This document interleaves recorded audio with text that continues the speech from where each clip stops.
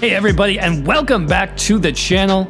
Today you're checking out a Stamina Warden PvP build, and this is updated for the Dragonhold DLC. Lots and lots of changes this patch, including class balance and weapon skill changes, but overall I am really liking the Stamina Warden. If you want AOE burst damage, no class is going to do it better right now. Plus we've got extremely good healing, survivability, and overall I just think Stamina Wardens are in a very good place this patch if you're open to doing things a little bit differently than you've done in the past. So as usual, we'll go over the stats, the gear set options, some skill choices, champion points, and more coming up next.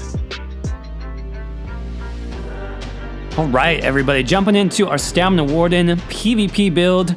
Like I mentioned in the intro, lots of interesting changes this patch for the Dragonhold DLC. So we'll talk about different skills, different item sets you can sub in.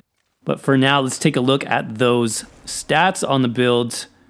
Usual disclaimer though, I'm not completely min-maxed yet, so your stats can improve. Let me use a potion as well actually. But just as a base, you can expect about 15k max magicka, 23k health, and in PvP, that'll be about 27 or so. Max stamina coming in at 32k. For our recoveries, really solid here, 600 magicka, 1100 health, and 1400 stamina. It's actually 1500 with our rally buff. And we do have more stamina recovery, by the way, which you don't see from the bull netch. Weapon damage coming in at 3325. That's before one of our item sets procs. With fully procced, you'll be closer to 4k weapon damage. 35% weapon critical. This is a heavy armor build, by the way. In terms of your resists on the front bar, which is our two-handed bar, you're sitting at about 24k, both spell and physical resist. 2k crit resist. Again, I don't have the best traits quite yet. You can definitely improve that. Now on the back bar, when we're healing and being defensive, our resists go all the way up to 30k. We have a little bit more stamina too, so over 35k max stamina to help with our healing. I'll talk about how we get that in a minute. Now I am using the new gold food here from the Witches Festival. It's called Bewitched Sugar Skulls. Definitely recommend you pick this up for a Stamina Warden. Basically the same as the purple tri-stat food, but you get the extra 400 or so health recovery, so that's going to be really nice for your healing, for your survivability. I am using the Serpent Mundus. That's just because I don't have any stamina recovery from my food or drink, so that needs to come from somewhere. I think this gives us a good base recovery that's still sustainable. For potions here, very important, I am using the Essence of Weapon Critical. That's because with the skills I'm using, I'm not getting that 10% crit chance anywhere else, so I wanted to make sure I maintained that, even on a heavy armor setup. That does help with our damage and our healing. Now you can run tri-potions as well, and it's kind of going to just depend on how you set up your skills. Now last but not least, in terms of race, I did go with my usual favorite here, which is the Nord. I think Nord is going to be awesome. You get the increased max health, you have a good bit of max stamina, plus the ultimate gen, which is very handy for Stam Warden. And then the rugged passive is great as well. That's an extra 4k physical and spell resistance. That's what gets us to that 30k back bar defense. Now Orc is going to be very good as well if you want to play a little bit more offensively. I just prefer the extra defense that the Nord gets. I think that covers the basic stats. Let's go ahead and jump into the gear sets next. Starting with our first 5-piece set. Went for the Truth set here. This is a heavy armor set. You get 2-piece weapon critical, 3-piece stamina, 4-piece weapon damage. So it's a very stamina focused heavy armor set. But then the 5-piece is interesting here. When you set an enemy off balance, your weapon damage is increased by about 450 for 10 seconds. So this does synergize really well with the Stamina Warden, I think, because this patch we actually have multiple sources of off balance. We'll talk about these more when we get to the skills, but you can use both Dizzy Swing to proc this, as well as the Cliff Racer, your single target spammable from the Animal Companion skill line. So you have multiple ways to proc this on the Stam Warden, and it just gives you a really, really nice base of weapon damage. Plus the 2, 3, and 4 piece is very, very nice as well. So I am running this all on the body here, 5 pieces on the body. You obviously want as much impen as possible. At least 5 pieces of impen and 2 well fitted is what I would aim for. I do have a couple of mixed traits here, like an infused chest, If you get that, that's fine because it just gives you extra stamina anyways. So again, running that on the chest, waist, hands, legs, and feet for the true set. Now this is a dungeon set, so you'll need to run Darkshade Caverns to get this, which is a really easy dungeon. You can probably solo it on normal to pick up these body pieces. Very, very easy to get. In terms of the enchantments, I actually went with keeping most of the max health here. You can see I only subbed in 1 max stamina. That's because I like a higher health pool on my Warden. It just makes the build more survivable. Plus, the new heal that we're using, which I'll get to in a minute, actually scales off your max health. So don't be afraid to keep some of these as max health enchants. It actually works really well on a Stamina Warden. So for our second 5-piece set, we just went with the tried and true Spriggan's Thorns set. This is what I'm using on my front bar two-hander as well as my jewelry.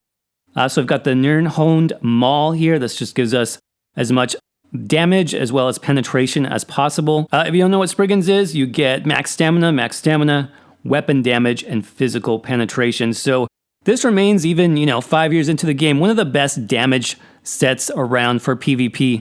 Especially if you're interested in no CP or battlegrounds, that extra bit of physical penetration really does make a huge difference on our damage. So like I said, I am running that for the front bar, two-hander Dragonhold. I'm using the Restore Stamina glyph there. You can also put a Berserker enchant on your front bar if you want a little bit more weapon damage. So 2 pieces for the Maul, and then in terms of the jewelry, you got the neck, you got the 2 rings. I am running 2 infused on this build. That's because we have plenty of stamina, I felt like, so I wanted to push up the weapon damage a little bit, and I don't even have these golded out yet, so you can get even more weapon damage from that. So 2 infused weapon damage, and then a stamina recovery, 1 stamina recovery with a robust for that little bit of extra max stamina. Probably could do 3 infused if you wanted to, just to get some more either weapon damage or recovery on your build. Now, because Spriggan's is mainly an offensive set, that does give you the opportunity to run something different on your back bar. Now, I do want to run Sword and Shield just for the most defense as possible, and with that, I decided to use Agility, 2 pieces of Agility for that back bar, Sword and Shield. This did actually get buffed in the Dragonhold DLC. Now gives you 1700 max stamina, which is really, really nice. This means our Vigor on the back bar will be able to heal us for more. I'd prefer either a powered one-hander for the extra healing, or maybe even a Dragonhold for the extra overall weapon damage. The glyph doesn't really matter. You could put a weapon damage glyph here if you want. You could put poisons on the back bar. It's up to you there. And then finally, let's talk about monster set options. For the most part, especially if I'm playing in no CP or Battlegrounds, I'm going to run Velodreth here as a 2-piece medium. And this gives us a nice weapon damage bonus, plus extra AOE cleave damage, and that's what the Stamina Warden really excels at, in my opinion. We'll talk about that more when we get to the skills, but we just have so much cleave pressure on this build that this extra source of damage is really, really nice. Usually in PvP, this will hit for like 4 to 5k, and this is AOE. It has 3 spores that go out in front of you, so you can have up to 3 targets hit by this. So it is really nice, just for pushing that little bit of extra burst damage. Another option I would recommend this patch is going to be using Balorg instead. You get the same weapon damage bonus here on the 1-piece, but then for the 2-piece, you get extra weapon and spell damage for 10 seconds, twice the amount of total ultimate that you used. So let's say that you are using your Permafrost, 200 ultimate cost, you're going to get 400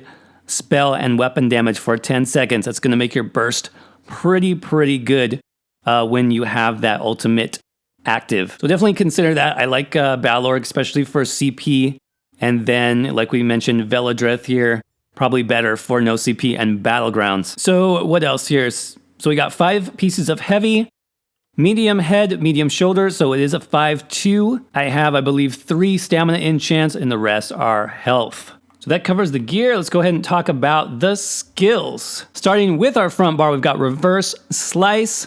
Talk about splash damage. This is what gets it done. This is our execute, and it does 78% extra damage in an AoE around the primary target. So excellent damage. It's low cost, which is very good this patch. And it does, again, do that extra cleave damage. So I definitely recommend this still on the Stam Warden over the single target Executioner. Combine that with Subterranean Assault. You've got that big AoE burst damage. plus Major Fracture. This is just a no-brainer. You'll want to basically cast this every 3 seconds to keep that pressure on, and then combine this with your Reverse Slice when the enemies get low. Next up, we've got Bird of Prey. This is a nice movement speed buff for 6 seconds. You get that Major Expedition buff, but passively we also get Minor Berserk. That's 8% extra damage. And then we also get bonus damage from our animal companions, passives, just for having this slotted. So really, really good to have on your front bar. For our single target spammable ability, I went with Cutting Dive this patch. This did get some interesting buffs. Now the damage is decent. It is pretty low cost for a spammable. And then if you're more than 7 meters away from the target, you do get off balance on that target for 7 seconds. If they're already off balance, so let's say you cast it twice in a row, that's when you also proc a physical bleed on them for the 7 seconds as well. So this does very solid damage, especially if it happens to crit, but this is what's also proccing our Truth set. You have a guaranteed off balance proc with this as long as you're 7 meters away or more. So in terms of comboing this with our other abilities, you want to be kind of medium range as you close the gap on somebody. You want to begin your Sub Assault, hit them with that Cutting Dive to proc off balance, to proc Truth, and then as you close the gap, you're going to hit both your dive and your Sub Assault at the same time. If they're low enough, obviously you can then execute them from there. So I find this a really nice medium to close range combo. Now, yes, you could still use Dizzy Swing here if you want. In terms of overall damage, my Dizzy Swing is not a lot more damage, and it just has so many more negatives now. I have to be right in their face. I have to be in melee range. Whereas with Cutting Dive, I can do this, like I said, while I'm closing the gap, while I'm coming up to a group. I can proc that off balance in advance and get that Truth buff running for 10 seconds before I'm even engaged with them. So I really, really like this instead. But if you still are a fan of the Dizzy Swing, then it would definitely fit there if you want to keep that play style. We are running a stun on the back bar, so we can talk about how you could combine that perhaps with the Dizzy Swing to still get your stun off. Next up, Forward Momentum. It just makes sense because we don't have a snare removal other than this as a heavy armor build. If you're running medium, obviously you could use Shuffle.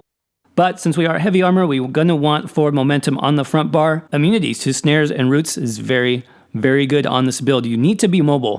You need to be able to move around, to line up your Sub Assault, make sure you're hitting them with your birds.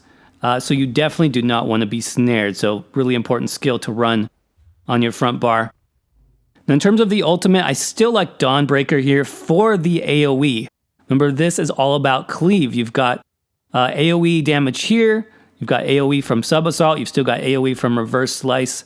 The only single target attack we have is our Cutting Dive. So that's more for focus damage on a single target. So I do like this. It does give you the stun as well. Onslaught is always a possibility here, but I think just with the AOE pressure that we've set up, Dawnbreaker just makes the most sense in this case. Let's switch over to the back bar. This is where it gets really interesting.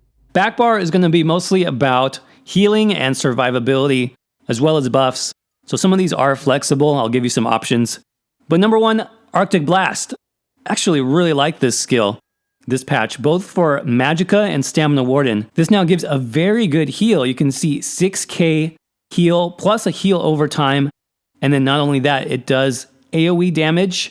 And if an enemy is hit 3 times, they are stunned. So this ends up doing so much. There's so much utility in this, as well as a very solid heal and heal over time. I think it's great. One of the reasons why I'm running Tri-Stat Food is I want to be able to cast this as much as I want. So I think it's really good. Also the fact that it is a Magicka burst heal. So you have a Magicka heal as well as a stamina based heal. Means no matter what resource you're low on, you can still have enough to heal. So I think it's really good. I definitely recommend you check it out, this patch, if you have not already. So I would leave that there. I would not change that. Next up, Shimmering Shield. I think this is where you have some flexibility though. So Shimmering Shield is nice if you are fighting a lot of ranged targets. Mag Sork, even maybe bow builds, spamming snipe at you. Shimmering Shield is going to be excellent for that because it's going to absorb tons of those and also give you major heroism for 6 seconds, making it even easier to get your ultimate back up. So this is a really good option. Well, like I said, there's many things you could put here. You could, for example, put Turn Evil if you want just a very instant cast stun.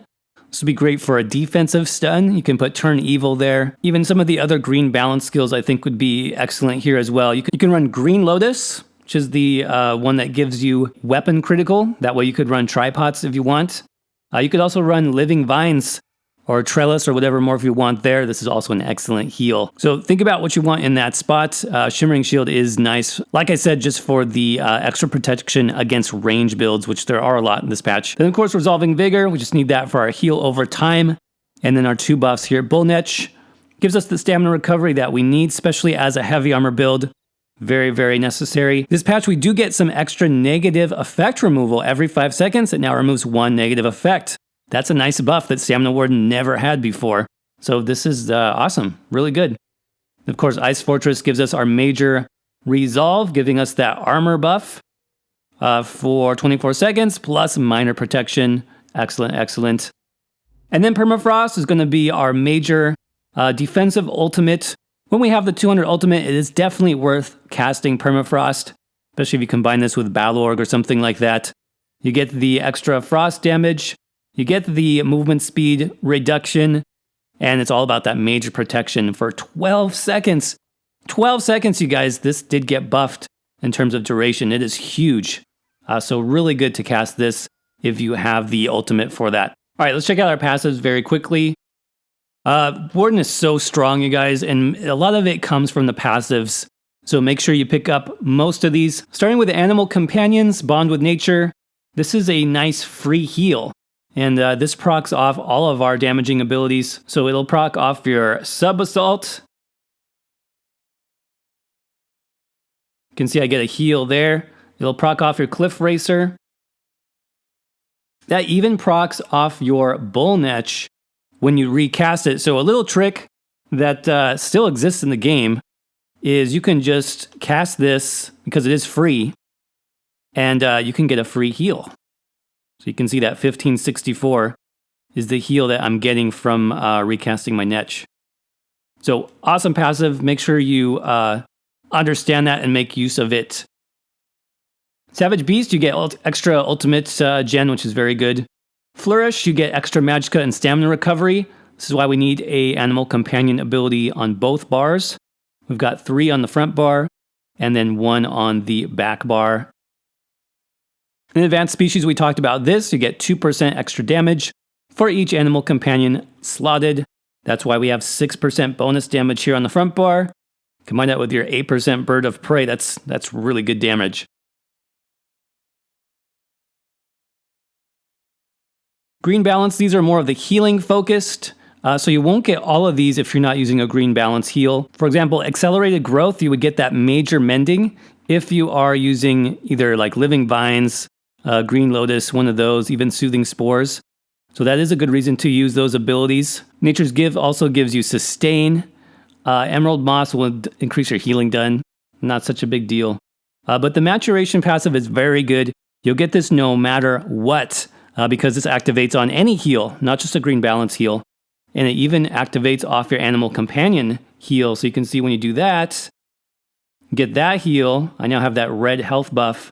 That's extra 10% health. So really, really good passive. Make sure you pick that up. Under Winter's Embrace, most of these are defensive. So Glacial Presence lets you apply shield. Then Frozen Armor. For our back bar, you guys, this gives us so much defense. It's really, really interesting to stack it this way. I actually have 4 Winter's Embrace abilities on my back bar, so that's just adding to our defense there. Icy Aura reduces snares, which is pretty good. And then Piercing Cold did get a buff. We don't have magic damage, but we do definitely have frost damage, so that is nice. In terms of weapon skills, obviously you want all your two-handed skills. This is very good. For example, Battle Rush gives you 30% stamina recovery when you get a kill on that 2-hand bar. Really, really nice.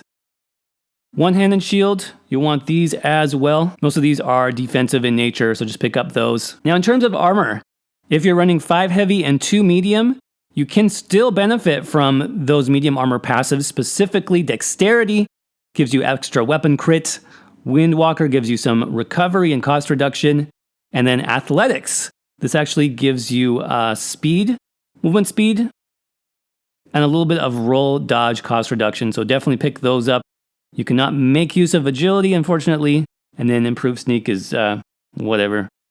Heavy armor, though, pick these all up. These are very, very good for healing, for health, for survivability, for sustain. In Fighter's Guild, you want the majority of these. Slayer, for example, gives you a little bit of extra weapon damage on the front bar. You get ultimate back for undead kills. And then that Dawnbreaker is going to do 20% bonus damage on undead werewolves and such. If you have Undaunted, make sure you max out those passives for the extra stats. I do not have that, unfortunately. Under Alliance War, very, very good if you are there. Definitely something to try to get. Combat Frenzy gives you 20 ultimate when you kill a player. So in those AOE burst situations where you might get 2 or 3 kills, you get tons of ultimate back. Obviously, pick up all of your race skills, and then very important, make sure you pick up medicinal use to make those potions last as long as possible. And then just a quick look at champion points. Stam Warden is definitely very strong in CP campaigns as well, so I'd recommend something similar to this. 40 into Warlord, 35 into Sprinter, 43 into Tenacity for those heavy attacks, 32 into Healthy, just bump up that health recovery, 19 Arcanist, 64 Mooncalf, 13 into Shadow Ward, 23 into Tumbling. In the blue tree, we've got 32 Blessed, 72 Mastered Arms, 31 Physical Weapon Expert, 11 Shattering Blows, 56 into Mighty, 31 Piercing, 37 Precise Strikes. In the red tree, we've got 56 Ironclad, 55 into Resistant, 49 into Hardy and Elemental Defender, 34 into Thick-Skinned, and then 27 into Quick Recovery. All right, everybody, that's going to wrap up the Stamina Warden PvP build. If you enjoyed it, as always, I'd really appreciate you dropping a like on the video and leave me a comment letting me know what you think of Stamina Warden, or Magical Warden for that matter. I'll probably come out with one of those soon as well. For now, I'm going to leave you with a bit of PvP footage. This is, I think, maybe the second Battleground where I was testing out this build. First day of console release, so I definitely am not playing perfect. But I think this will show you how the basic offensive combos work. Plus, you'll see the really, really good survivability and healing that we've set up here. There's several times where I'm 1v2 or 1v3 in this Battleground, and the survivability is still no problem at all. So once again, thank you so much for watching, and I will see you around in the next video.